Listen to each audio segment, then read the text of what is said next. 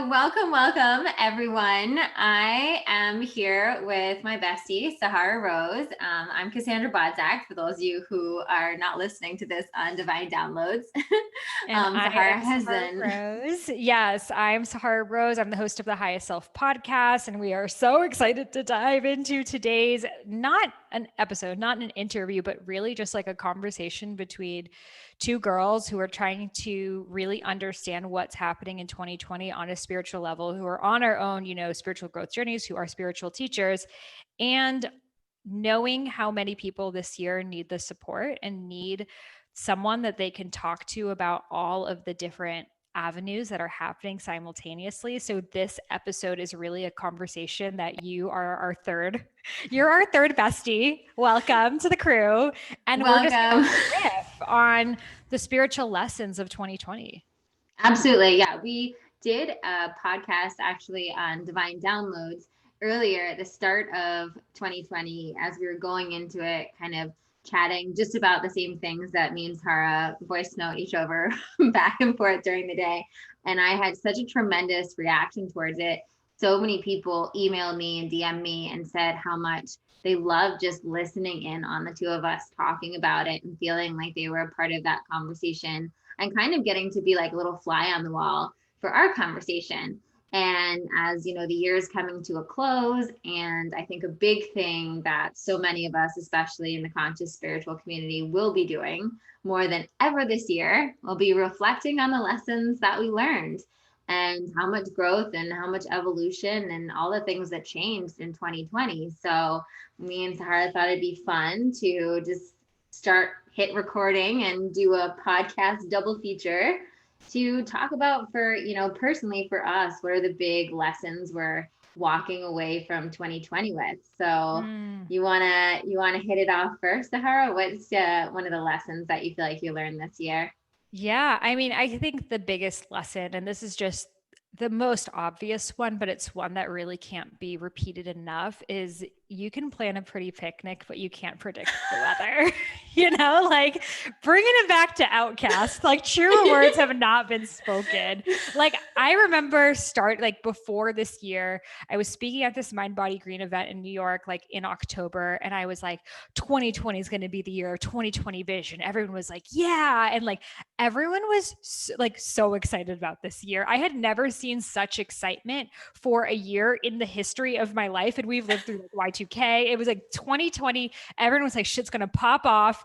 And it's kind of funny to look back at it because it's like, oh, you humans, like sometimes I look back at it, even a picture of me like a year ago, I'm like, you don't know what's about to go down. And not that this year, by the way, I'll talk about this has been the best year of my life, despite everything happening. It has still been the best year of my life. And it has been totally, totally different than any type of year that any one of us could have planned for. So I think the biggest lesson overall for the collective is you can try to plan, you can try to control, you can try to put your Q1 to Q4 goals down, and life is going to happen. And really your power, your control comes into how you respond to what's happening to the world around you. That is the only thing you can really control. Absolutely. That's like the quote, we make plans and God laughs. And I think that was one of the ones I wrote down as my biggest lessons too, was like, I think uncertainty has always existed. It's always been part of life and the existence. But this year, we really tasted it really palpably, and it became really real for us. And the kind of funny thing, at least I choose to laugh about it, is that it's always been like this in a way, right? Like life has always been unpredictable. We've never, there's that Alanis Morissette song that she talks about, like, that Tuesday phone call that brings you to your knees, right? Like we've all kind of had those moments where an email or a phone call changes our life, right? For good or for bad, right? We've all had those moments where, something unpredictable happens and we have to rise above. And 2020 was just kind of like a year that you were not going to get through without learning that lesson. Mm-hmm. You just had to really sit in, who am I in the face of uncertainty? And I think that's what we learned, we learned, how do we react in the face of uncertainty, and how comfortable are we with moving forward in the face of uncertainty. Like thinking, like you were saying, like it was the best year of your life, but in a way you couldn't have predicted it, right? It was because of how you kind of rolled with the punches and how you innovated. And I think that was like, this was a year that I think early on I saw, and I don't even remember if we touched on this in our first episode, but that you either were going to pull back and stay small and be scared and kind of make your world smaller by it and make it safer, or you were going to say, you know what, there is so much uncertainty, so like F it, let's go. Mm-hmm. Right. And like, how can I show up now with what I know now? And so, yeah, I think that's a big thing. And I think it's made us all collectively, no matter where in 2020 you learned that lesson, I'm sure you learned it somewhere. And now moving into 2021, I think it's making all of us stronger and all of us more equipped for whatever life throws our way. 100%. I do remember us talking about how at the beginning, when quarantine first started, there was the message of use this as your chance to write your dream book, to get your business off the ground, to do all the things. And then there were the people like, stop trying to pressure people to perform and achieve during this time. Take this time to nap, rest, like cry, feel all of your emotions. And like, it was interesting because both sides were quite loud. You would have one person like, write your screenplay, and the other person like, stop telling us to do that. And I think that no one expected it to go as long as it has. The fact that we're still in a quarantine, almost a year later, no one could have predicted that. So it showed us who we really are. It showed us how we cope with trauma and how we cope with distress. Are you that person that hunkers down and just tries to like ride it out? Or are you that person that actually gets activated by, a little bit of risk and that gets you really going? So it really shows us who we are. And it shows us our resilience, because, when I think of like that Tuesday morning phone call, I don't want that fucking Tuesday phone call. Like, my initial fear is like, Alanis, don't come my way with that phone call. Like, there's a lot of fear. However, I've survived all of that. We've survived this. If someone were to tell us, like, back in March when all of this was started, like, by the way, you guys are going to still be in quarantine, like in Christmas, like we would have maybe lost it. We would have gone crazy. I mean, I remember even in June thinking, imagine if we had known it was going to last 3 months. Like, I definitely didn't think it was going to go even through the summer. So even though if we had known, it would have felt so overwhelming, like we wouldn't be able to handle it. We have become so resilient. Like, we don't think twice about like wearing a mask or getting a test or whatever it is. It's just like a normal part of life. So there's the beauty in that of like, we humans can survive anything. That's how we've made it so far. And there's a tinge of fear of that, of like, look how easily we can be conditioned to take anything and just accept it as normal. So you can, and one thing that I think this year has also shown us is the multidimensionality of all things. How one thing such as wearing a mask can be so controversial. One thing such as a test or a vaccine or whatever it is can have so many different sides to it.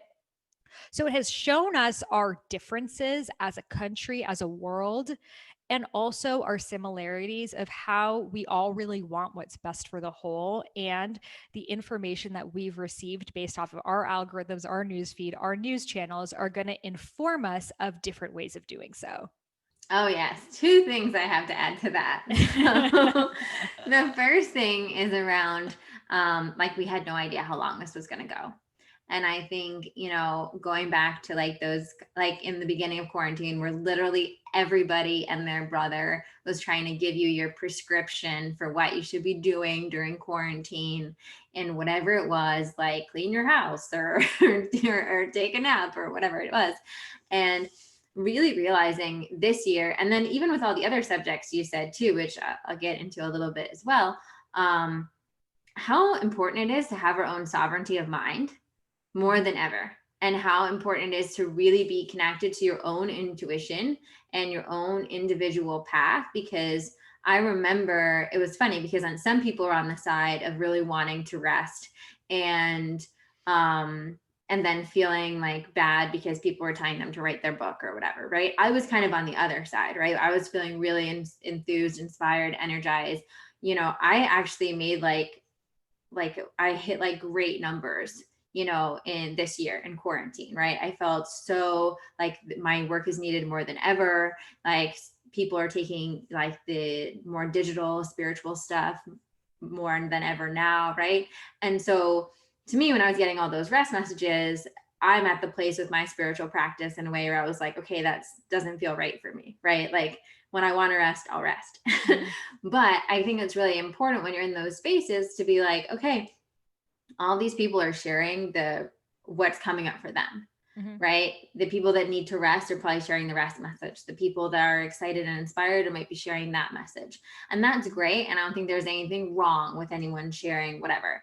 It's that we need to have that filter to say, okay, great. Sahara is saying rest and Cass is saying write a book or whatever. I know we're both pretty much write a book people. But I definitely didn't rest this quarantine. No. But there's nothing inherently wrong with that message, right? It's just kind of knowing, does that work for me? And does that make sense for me? And the same thing goes with all this other stuff. We've seen such multidimensionality of opinions and conspiracy theories and masks and vaccines and political stuff. And one of the things I wrote down is that, acceptance around people that we love and their opinions has been a huge lesson for me this quarantine this year, because I have had, really close friends and loved ones that believe things I don't believe. Right. And the question has been, or the lesson has been, can I love and can I accept them where they're at? And I think, again, it goes back to the same thing. It's like, I've gotten to this point now where that's a yes. And it was harder at certain points because I was like, okay. And I think it's taken a lot of different skills around boundaries and stuff, but also being able to fully witness someone in their beliefs and what's true for them and what they feel really passionate or committed to, or their logic or their news feed is telling them, and being able to be really in my own energetic sovereignty and be like, okay, right now in this moment, that doesn't ring true for me. I don't know if maybe in a year from now, something else will happen and maybe it will, who knows? Yeah. I don't know if in a year from now, that person, something else might happen and they might think what I think now, right? I think we've also been through the roller coaster of exploring different things that we were believing in, right? Which has been, a normal, natural part of the journey. So I think 2020, hopefully, for a lot of people, but I know for myself, has been around how can I hold those loved ones that have different beliefs than me and navigate those relationships with all of the polarization and the multidimensionality that's going on this year. Yeah. I mean, I think this year will go down in history as the year of cancel culture. My gosh. We really saw the great rise of that, of what collective groupthink can do, and modern day witch hunt. I've never felt so much modern day witch hunt vibes than this year. Like, it so was terrifying past life.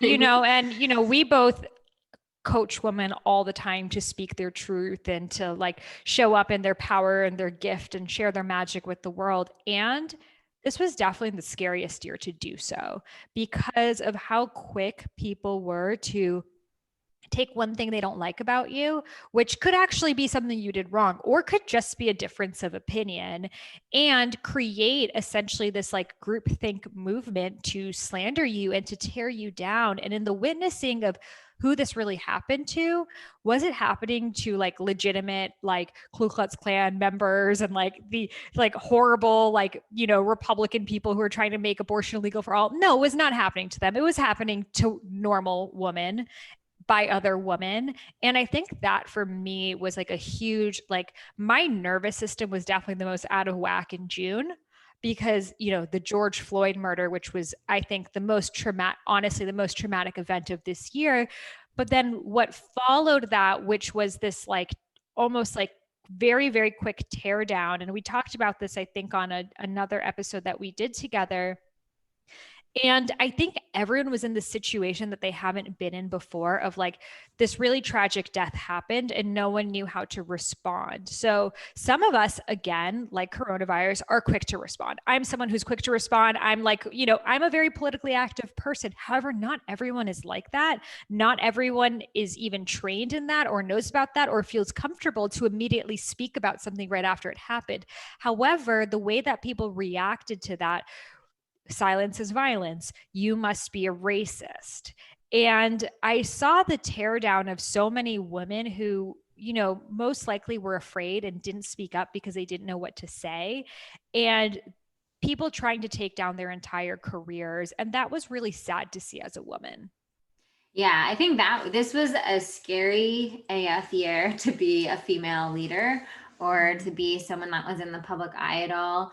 And I think it also probably made a lot of people that perhaps were thinking about stepping up into the public eye or stepping up to be a leader or coach or something like that, second guess it a little bit more, or really own the full breadth of what comes with that, because a lot of times it's so easy to see the positive things, and you don't see sometimes the DMs or the comments that we have to deal with.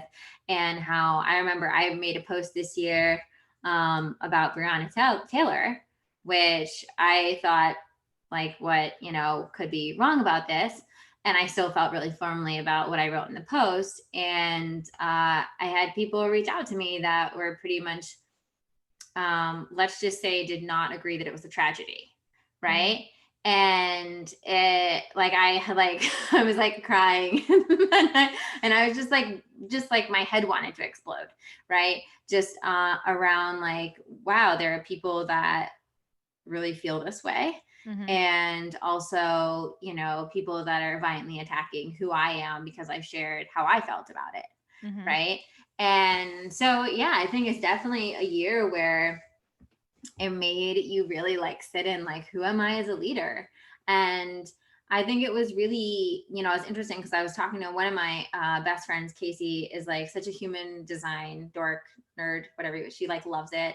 And she was actually telling me in human design that there are different, in your profile, there are different people that are meant to kind of address worldly issues, and certain people that are not. Right. Mm-hmm. And when she was telling me this, I was like, this is so fascinating, because I believe that on a core level, right? Like, there are certain people that are naturally drawn to being more political, to kind of having their voice and kind of these things.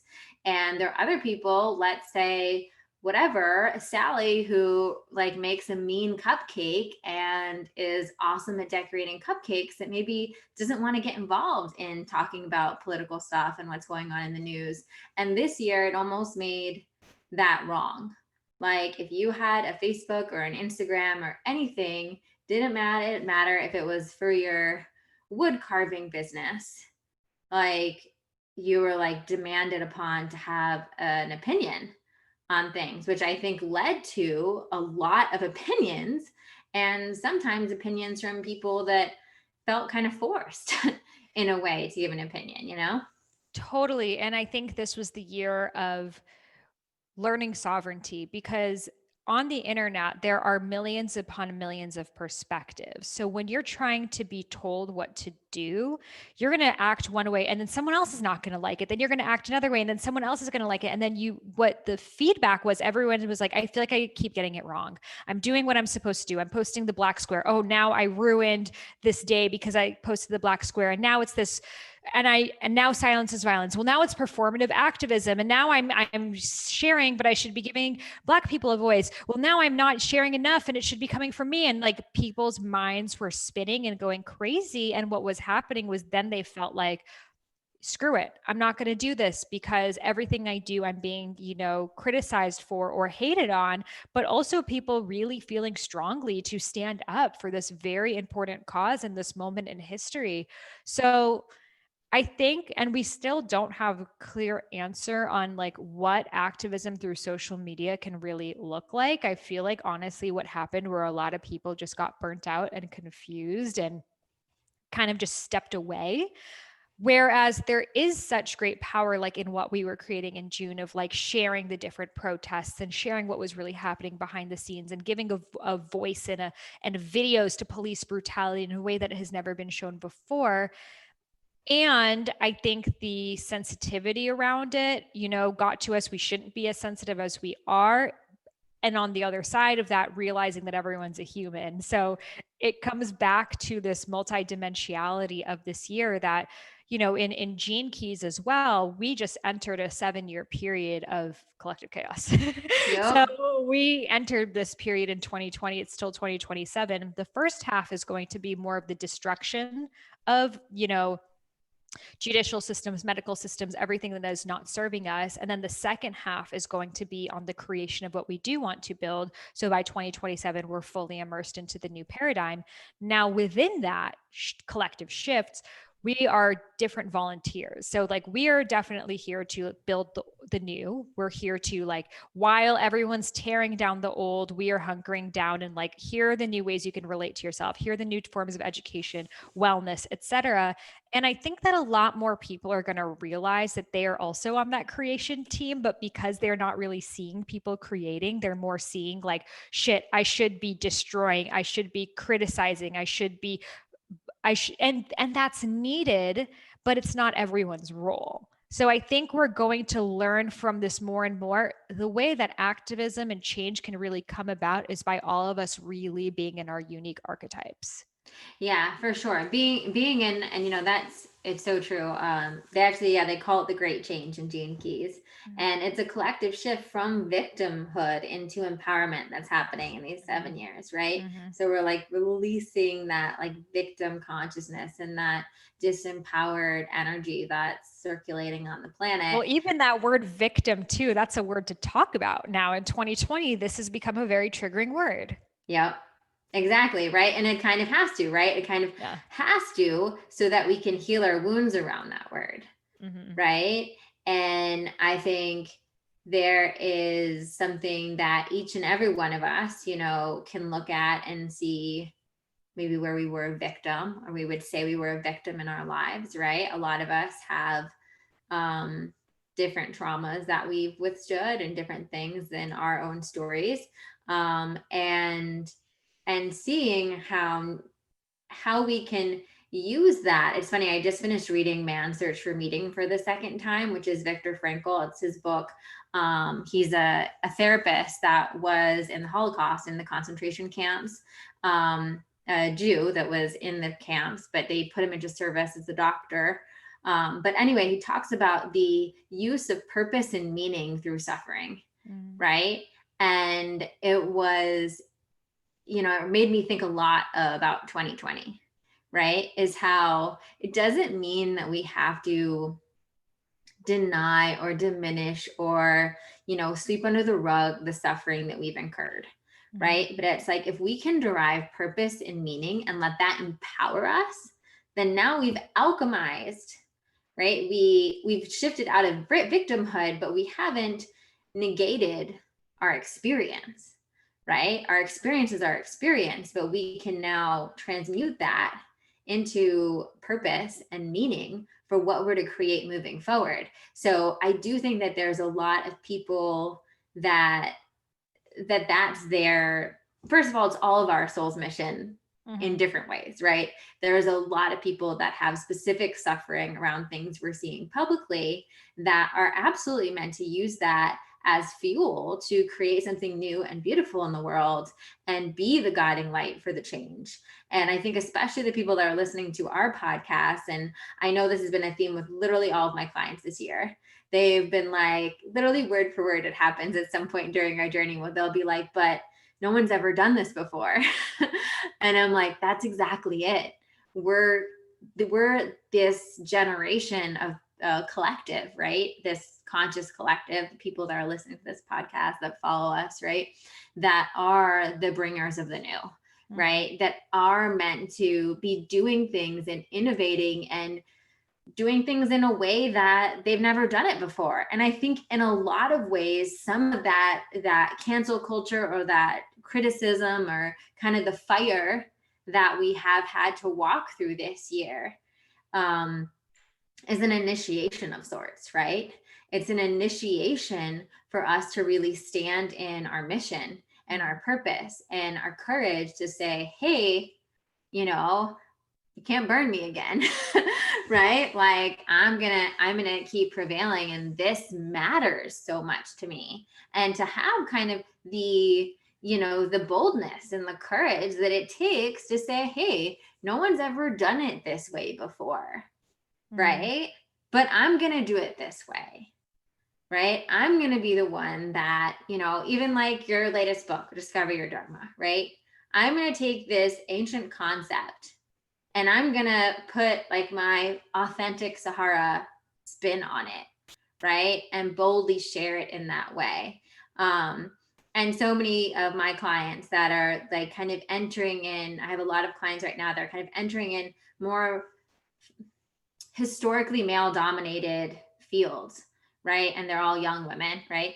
And saying, well, I don't have any role models that aren't men that are doing it in a way that I don't resonate with, right? And realizing that it's time to be our own role models.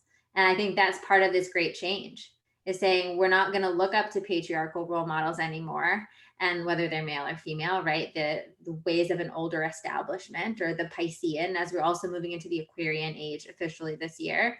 And we have to be the new role models. We have to be I always say, like, your role model is you 2.0. 100%. I think that this is definitely the year that we realize that this is why we were born. Like if you were a little bit confused about your purpose, you weren't sure if you were really needed, just like look out your window and you will see that whatever gifts that you have, whether it is music or speaking or cooking or setting up a beautiful home, is so needed right now. And I think that it has been a huge initiation and call to action for a lot of people of like, don't waste time anymore. Get out of your story, get out of your own way, get your message out into the world. And a shaking up, because I think so many people were playing small. So many people were stuck in the monotony, stuck in doing things exactly how they have been done, that honestly, the only way that we could have made the changes that we made this year is if it wasn't for something so big. And in a way, I actually think that it's going to go on for however long it needs to go on for until all of the changes are made. So the longer people take to realize that they are the creatrix of their own reality and that we're basically the wizards here to create heaven on earth, the longer it takes for us to create this, the quarantines can go on forever. But guess what? When you're already living in that 5D consciousness, which is living from the heart, living from the soul, living from your dharma, your divine self, whatever it is that you want to call it, like we've been sharing, this has still actually been the best year ever. And some people might say, oh, that is privilege to say that it's the best year ever. My whole family had coronavirus. Like I come from a family of refugees, political prisoners, immigrants, child marriage, like all of the things. I could definitely create a sob story for myself. And my husband lost his job. Like it definitely hasn't been easy. And I have chosen to take everything that has come from this year and use it to my best advantage of, hey, my husband lost his job, so we get to move now. Where do we want to move to? What a great start, or my grandmother died. No one could go to her funeral because of COVID.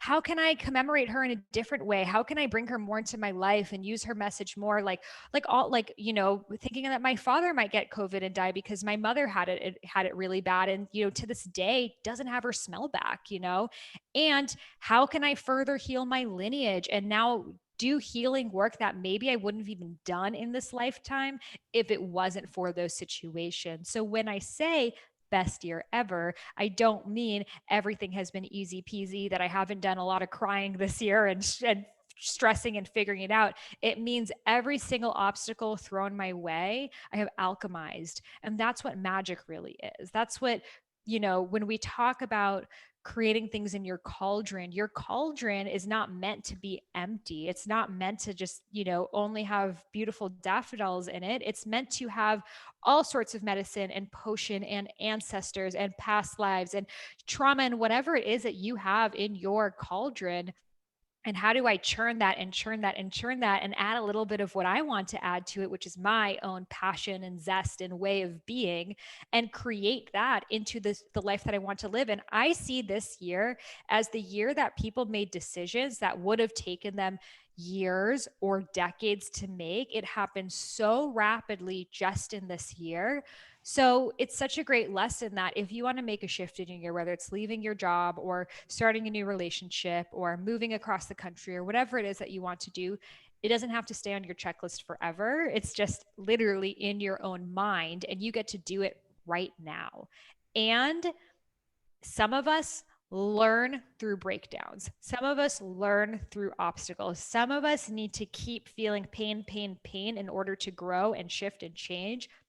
However, when you realize that you can actually change that narrative for yourself and you don't have to get to the rock bottom to learn anymore, which I think people are now awakening to, they're able to be like, things feel a little bit off and I'm going to make that change anyways. I'm not going to wait until it becomes this huge, like tumultuous situation in my life. I'm going to be more adaptable to things. And now, being in a second lockdown, I feel like no one's even stressing it anymore, which shows how quick we still are. Because the first one, we were all having mental breakdowns that it's like, imagine if everything in life you could be so adaptable, flip it into you on the other side living your best life imaginable.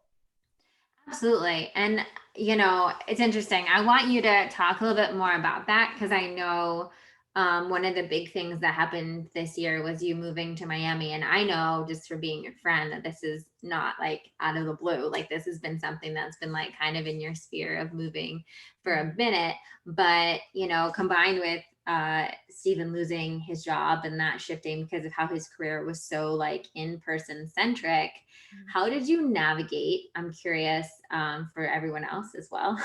Your kind of movement from, okay, Stephen's job is struggling to the possibility of, okay, let's look at the bright side of this rainbow and we can move.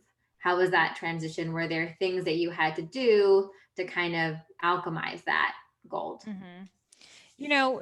Like we all thought that COVID would be like a 2-week thing, 1-month thing, 2-month thing, and it's still happening. And my husband works in the music industry, specifically managing, DJs and producers who perform at big music festivals like Coachella and Ultra and EDC.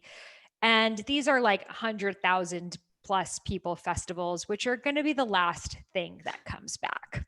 So we had to, at first it was like, okay, Coachella is going to get postponed until October, and then it's next October. And now it's just sort of like, we don't know if music festivals are going to come back, or, this is like a far, far away possibility. And that's his work, and not just his work, many, many people who work in the music industry. And my heart really does go out for everyone working in there, because it is such a passion that people have for music. And it is such a travesty too, that music festivals and concerts are at this point not a part of our lives. And we looked at, okay, well, now your office is closed. Well, now you can't pay the rent for your office anymore. So you probably shouldn't have it anymore. Well, now you have to lay off everyone here. Like these are hard decisions. And these are, not happy conversations to have either. So I don't want people to think it's just like some people have it figured out and not. However, this is how we alchemized it. So we were able to see, so you don't have an office anymore, you don't have a team anymore, you're back to working at home. You're not even sure if your work is going to make money anymore. So we don't need to really be in LA for anything, considering I've been working online and you now don't have any reason to be here.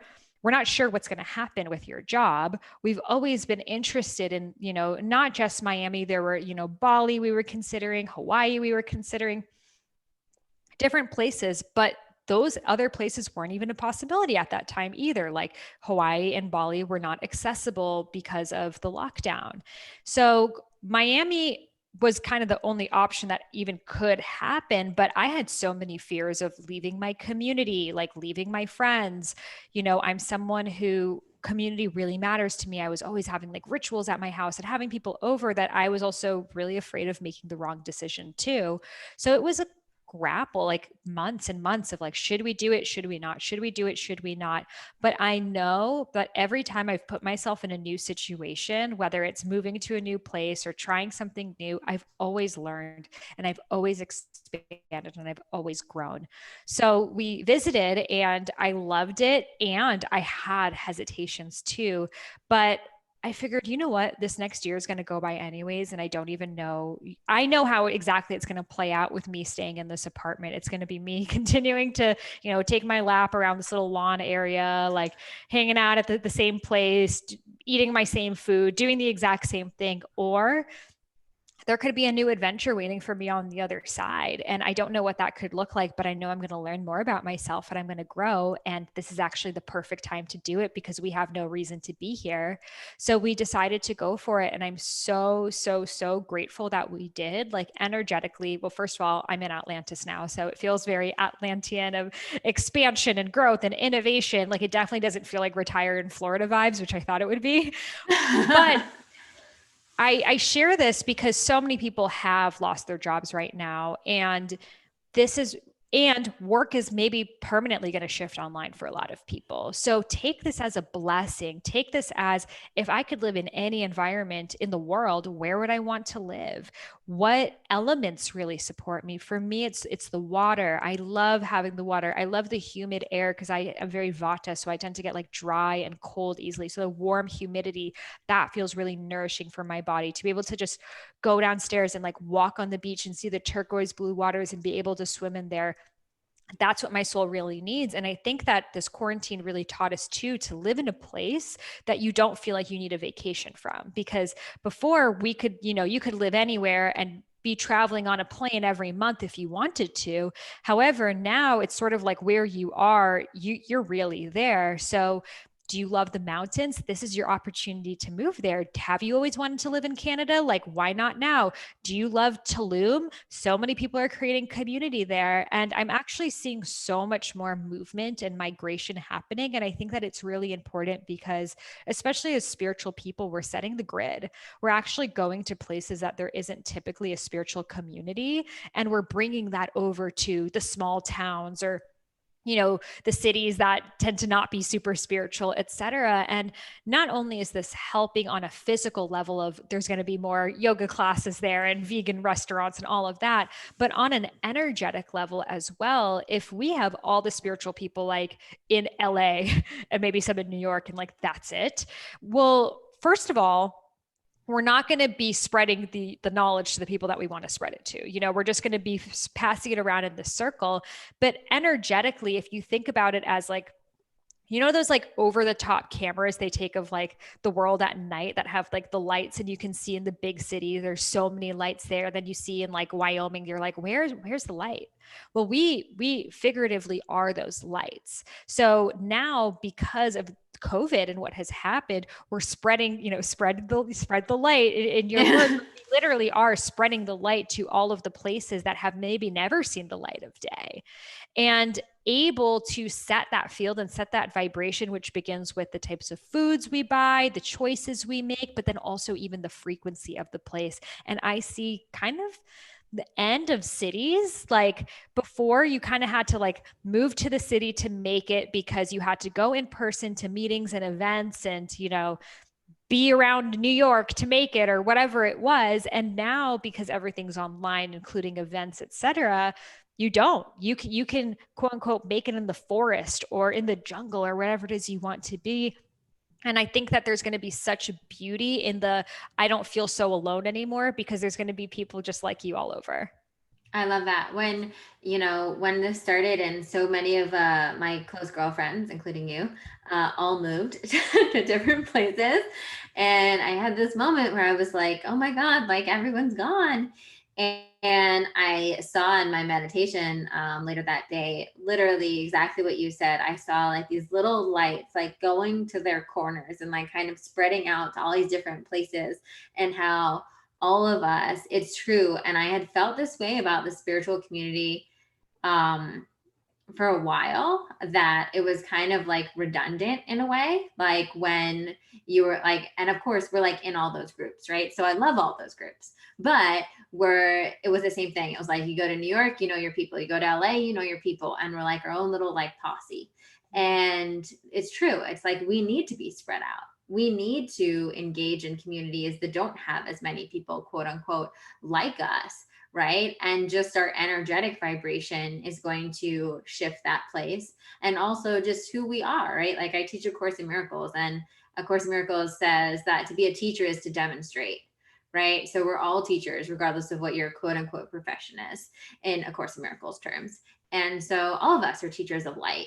And we teach not by our Instagram posts or not by even our podcast. We teach by who we are, you know, who we show up as, whether we're picking up a tea at like the local cafe or going shopping or we're just walking our dog, right? Like our energy signature is making an imprint on that environment.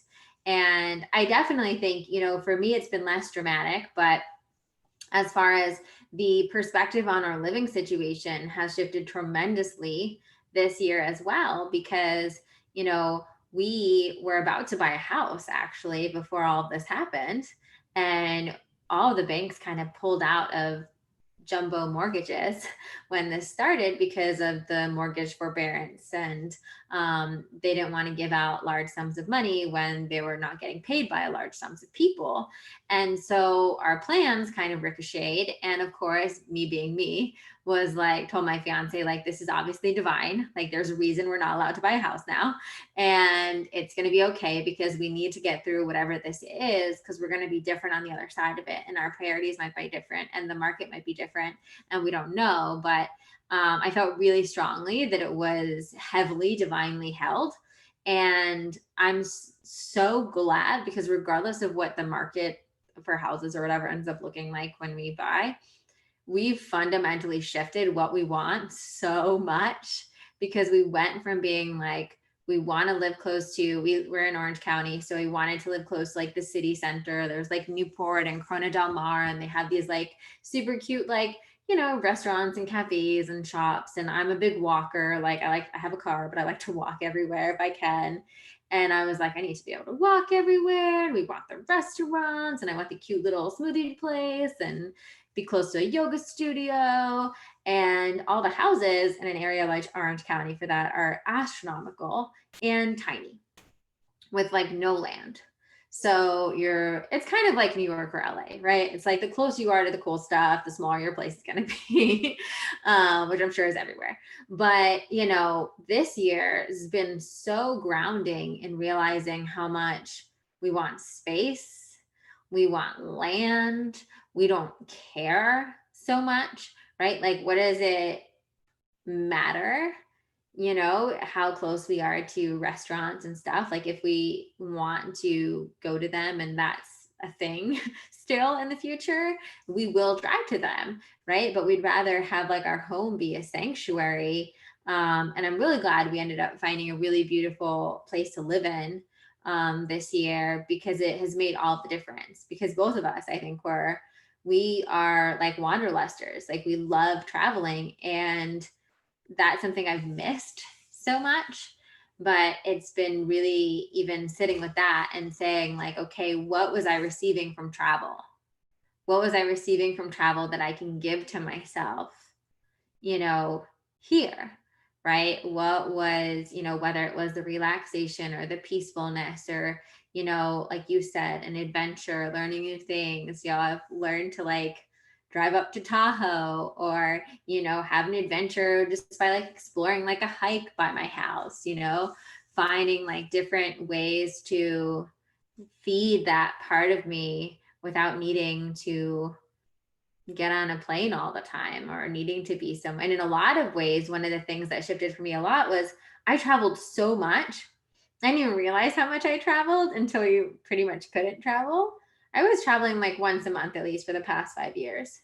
And so I have never felt so grounded with all of this happening. And really, when you're grounded, it's like I've gotten a chance to really get into a routine and like a steadiness, and like in a way that I mean, I'm like a ritual person, so I always have rituals, but there's been a groundedness to being like, oh, like when you go on a trip, you're always like, there's the lead up and like the lead back, and there's like the shifting, and it's been like really steady this year, which I think has also been a real gift to creation, right? To creation of, new projects and ideas and that, but also into like deep self discovery and really getting that time to like sit with myself and being like, how do I want my office to be? How do I want my home to feel? What do I want to shift?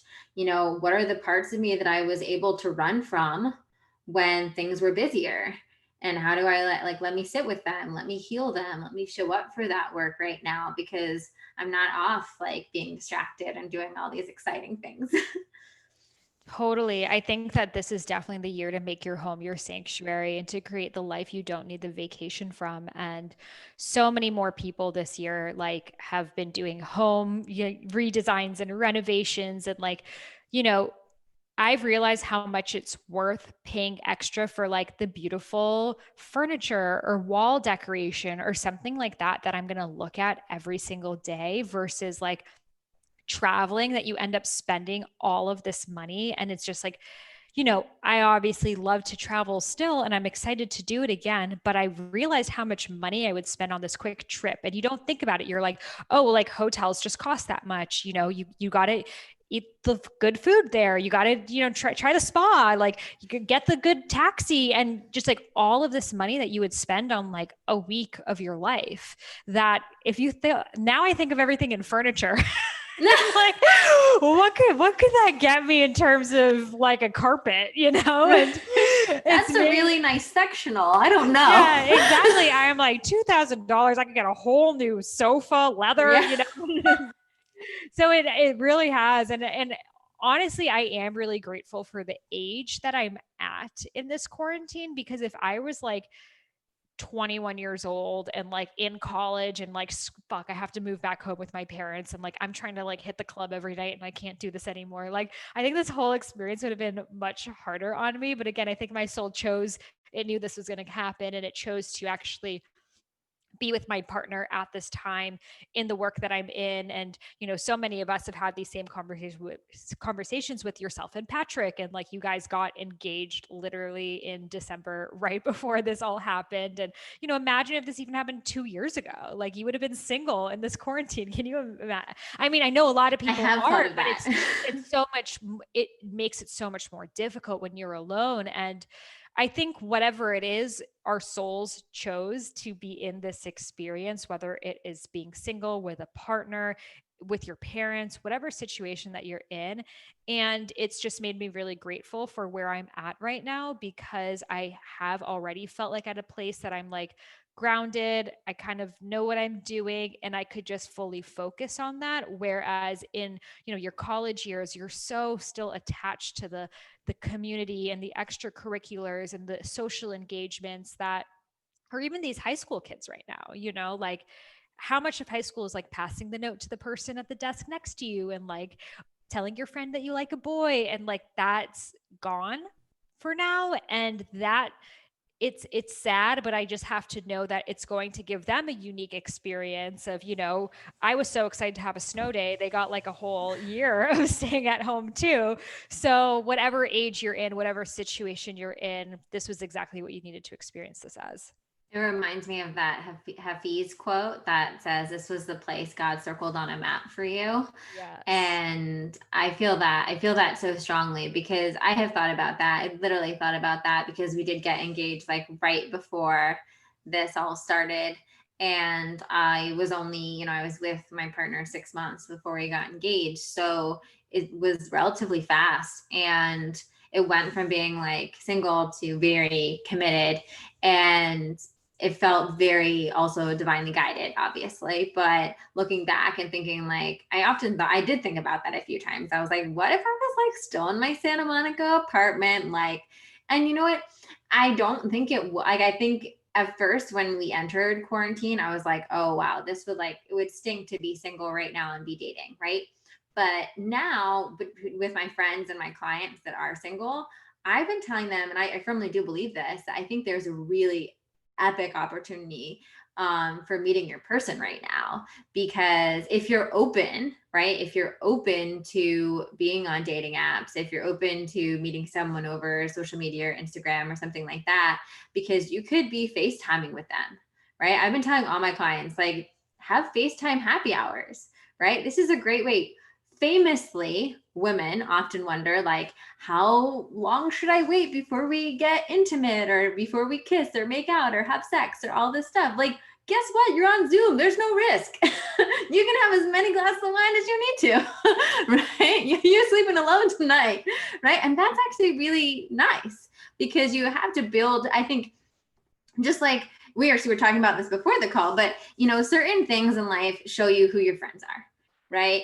And I think this year definitely showed you who are the friends that are willing to have Zoom chats with you. We do like long voice memos back and forth in between our Zoom chats, and and that, I think, reassured me. Like, when people started moving in different directions, I knew right away the people I would talk to and it wouldn't matter at all, and the people that it might not, right? And I think this also would do that to romantic relationships, right? People that were really willing to like get to know you and show up in that way. You could meet someone, you could weed out people and meet someone really, really serious in a beautiful way this year. Just like I also believe that we were divinely meant to be in the situations we're at during this year as well, and our souls chose that.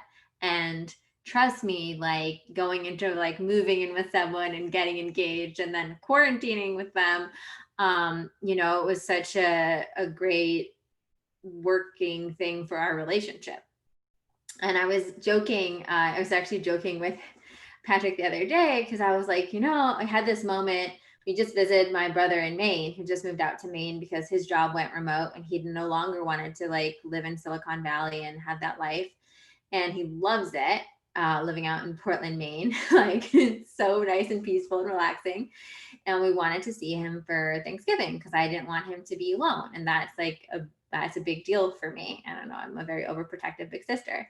And I was so grateful to have a partner that was cool with that, right? That wanted to come with me and that understood how much that was a priority for me. And we both got our negative COVID test and wore our mask the whole time and like abided by all the guidelines.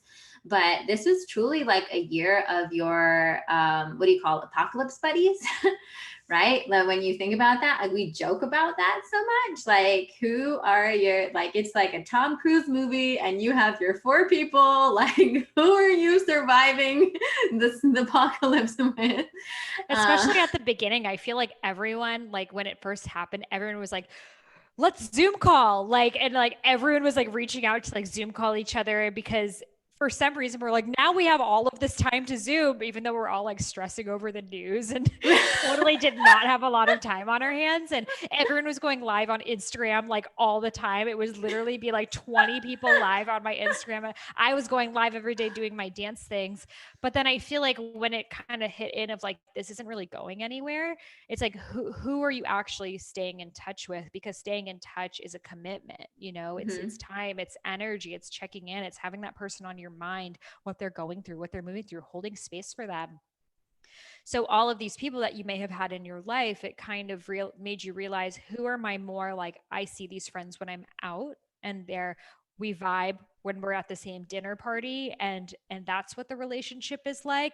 And who are my people when I'm having a breakdown that I have in my life? And not a lot of people listening still don't have those friends. And the other opportunity, just like the opportunity is to find a great relationship, I met my own husband on Bumble and we were FaceTiming that first week, and I'm super grateful for that.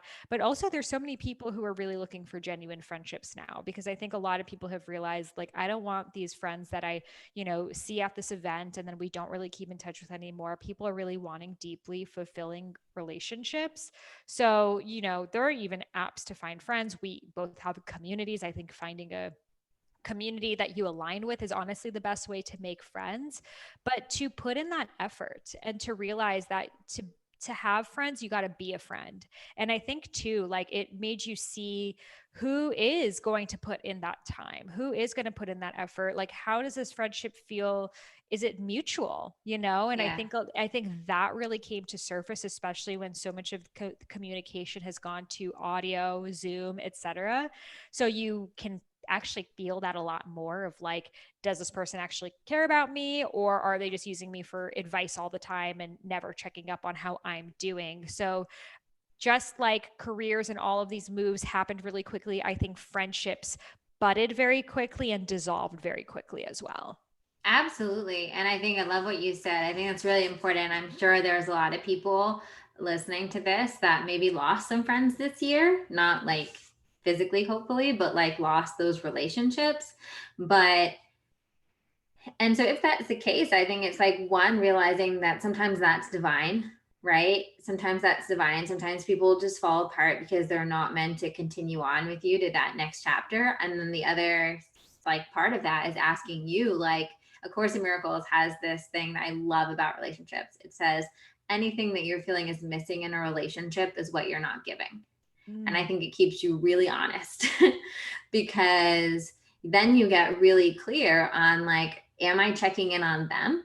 Mm-hmm. Am I, and it continues to be a year. And even as we move on to different years, sometimes I always tell my clients too, and this is a practice that I've developed over the years through dealing with my own, I started actually when I was dealing with my disordered eating. Like one of the mechanisms I would have when I wanted to like go into like, negative body thoughts or, overeat or undereat or overexercise or whatever it was like reach out to a friend, but not reach out to a friend and like spill all my junk on them, but reach out to a friend and just say, hey, Sahara, how's your day going?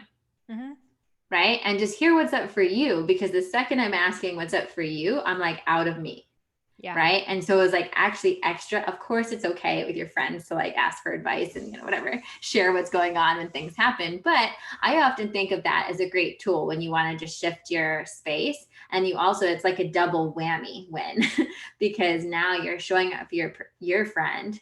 And gosh, I feel like 2020 is this year where we have all kind of collectively had this understanding. And I'm so guilty of this there's one friend in mind that I'm thinking of that I kind of saw like she just got into a relationship, she's moving, she's got a lot of things going on for her.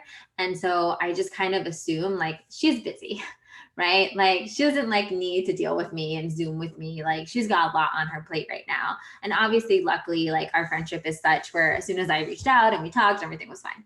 But it's so easy to fall into that mindset of being like, oh, they're busy, oh, they're dealing with their own stuff, oh, I'm just dealing with my own stuff, oh, we'll talk eventually. Like don't, because the second you reach out to someone, the second you kind of put that out and you guys connect, oftentimes we're just so glad you did, right? And even though it's so easy to be like, oh, I'm on Zoom all day, I remember one of my Miracle Mastermind clients, she was telling me, because we have Zoom weekly with each other, she was like, I was on Zoom calls all day for work, and there was a part of me that was almost like, oh, do I want to stay on Zoom for this one more call, which was our mastermind group?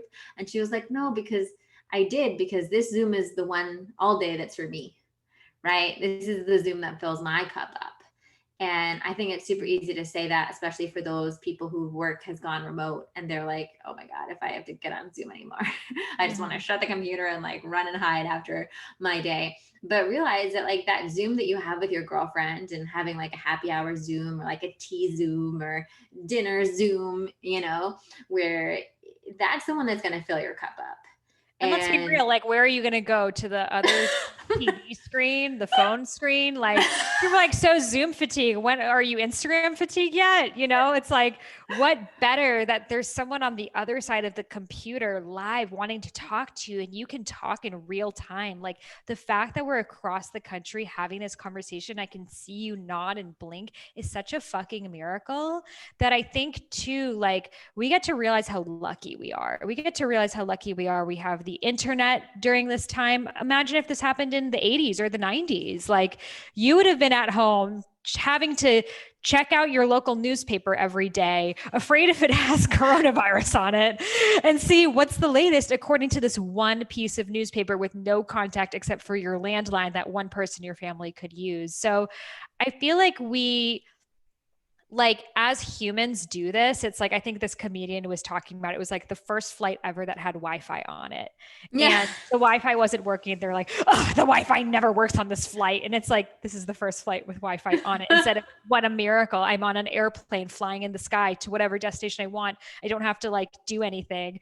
And there might be internet on here. So I feel like this year has taught us so much about how we think. Are we that person that goes to the negative? Are we that person that tends to be more positive? And how do we want to show up in the world?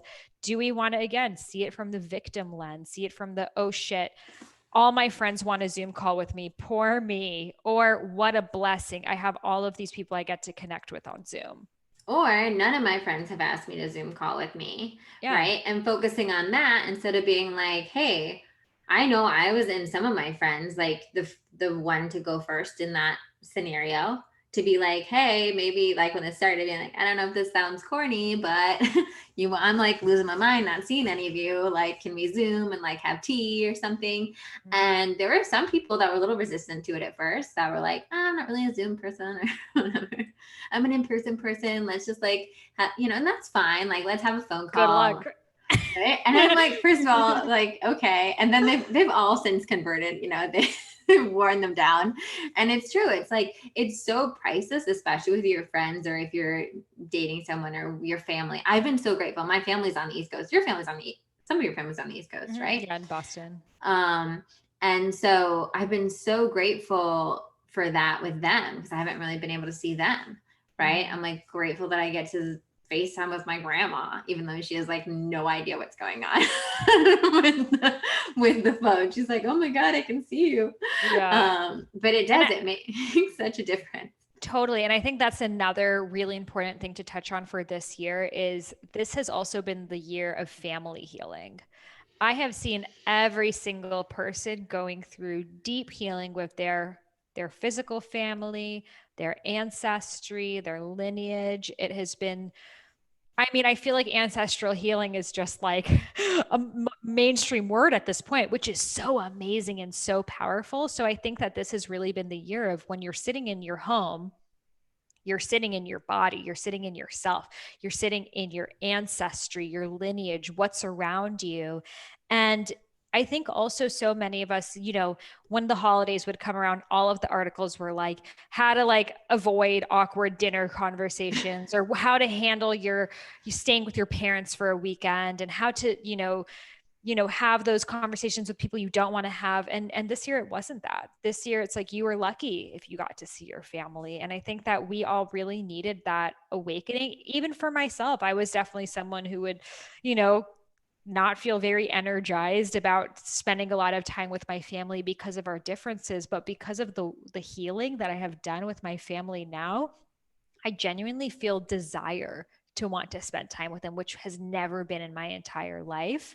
So the opportunity for us was to go under the carpet and clean up those webs, and what's that dust under there, and what are those conversations that we've needed to have for a really long time that have been long overdue, or we didn't know how to start the conversation, or we didn't know what to say, or we didn't want to make a big deal over something, but it's really been bothering us, and it's been the reason why we haven't been so close. Like, this has been the year to bring it up. And if you haven't yet, like, there's still time. We still got a month left now. But it doesn't end just because the year changes. Exactly. But you can still do it. But I really think that we needed to all collectively stop, drop, and roll and deal with our ancestors right now. Oh, absolutely. And I have that same exact experience. Like, I think I really realized how much I took for granted. Even though my family's on the East Coast, like I would never, I'm a friend to a plane. So I never saw that as a big deal. And the past couple of years, my brother was on the West Coast before he just moved. So oftentimes, for work reasons or whatever, he couldn't go back home. And I would just go spend holidays with him so that he wasn't alone. And I really realized this year how much I took for granted. Like that there'd always be another time where I could go see them. Or there'd always be like another, there'd always be another opportunity to go hang out with my grandma. And, I've really had to sit with that. And like one of the hardest things I've had to sit with is the fact of kind of like you had to experience, like my grandma's 85. She's going to be 86 on New Year's Eve. Um, and it scares me to think that I may not get to see her again, you know? And I've had to really like sit with that and actually sit with, and same thing for my parents are much younger, so I have more hope for that.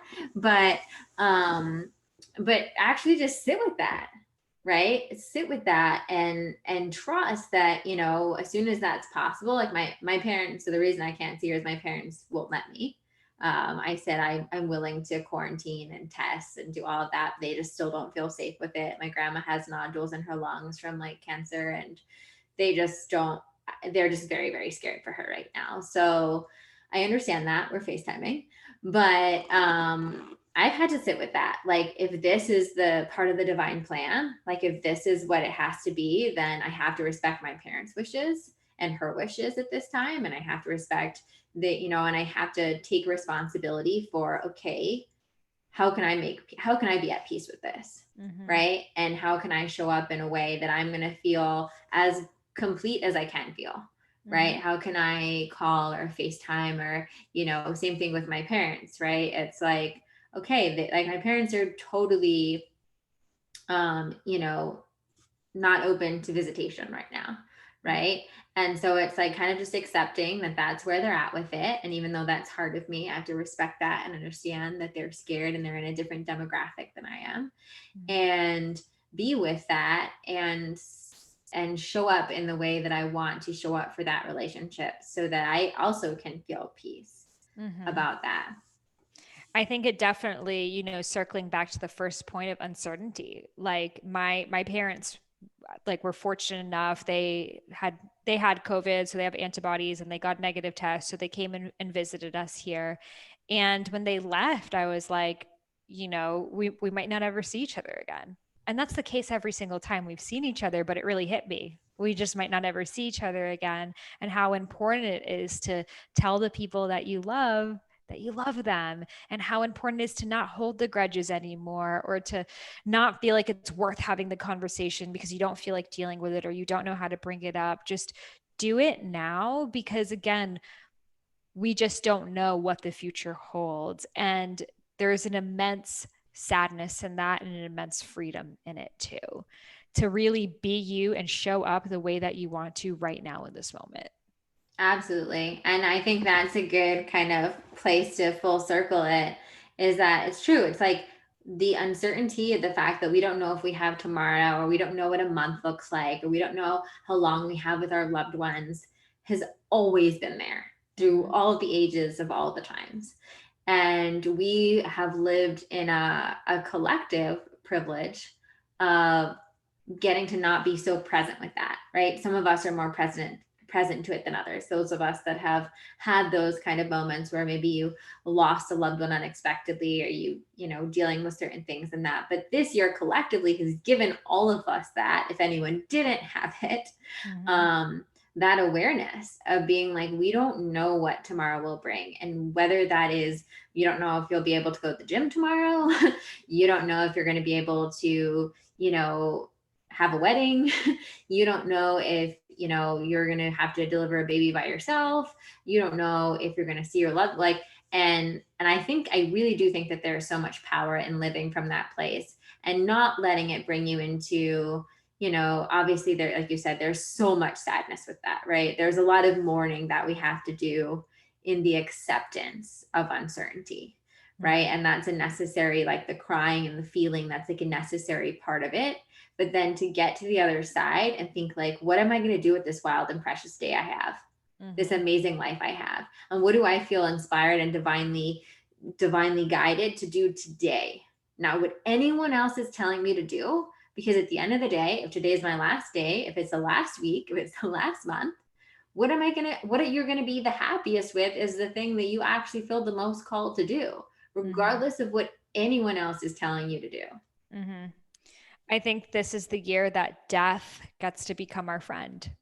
And when we become friends with death, which is the inevitable for all of us, you get to experience the freedom that's on the other side of knowing that this is just an opportunity that we have here. And all of those little details that we stress about really, in the grand scheme of things, don't matter at all. And you're not going to regret not spending enough time on your emails, on your deathbed, or whatever it is.